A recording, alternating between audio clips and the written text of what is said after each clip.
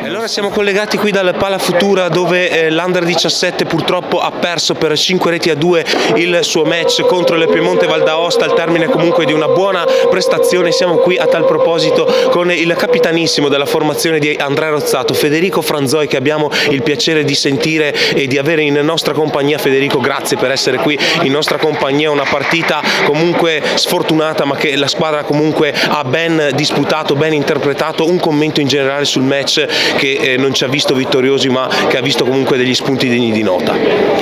Sì, sapevamo che questa era probabilmente una finale anticipata.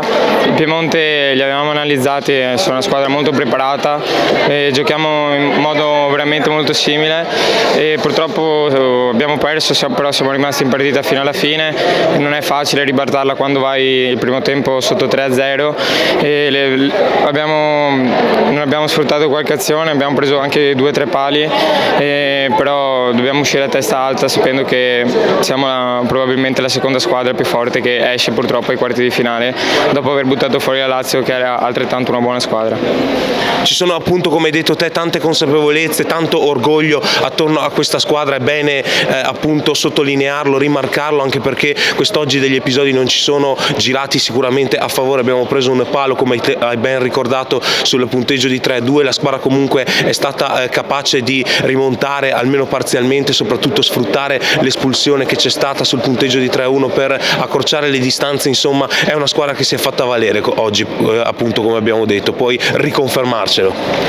Certo, noi usciamo senza rimpianti, abbiamo dato tutto, purtroppo è finita così, usciamo adesso, potevamo sfruttare meglio il quinto uomo, però è andata così, grazie. E per quanto riguarda l'esperienza generale appunto del torneo delle regioni, immagino che comunque sia stato un onore per te indossare la fascia che appunto ti vediamo sul braccio sinistro, guidare i tuoi compagni verso tante vittorie come appunto sono state ottenute nella fase a gironi. Puoi confermarci, insomma, è stata un'esperienza memorabile da ricordare e raccontare ai posteri?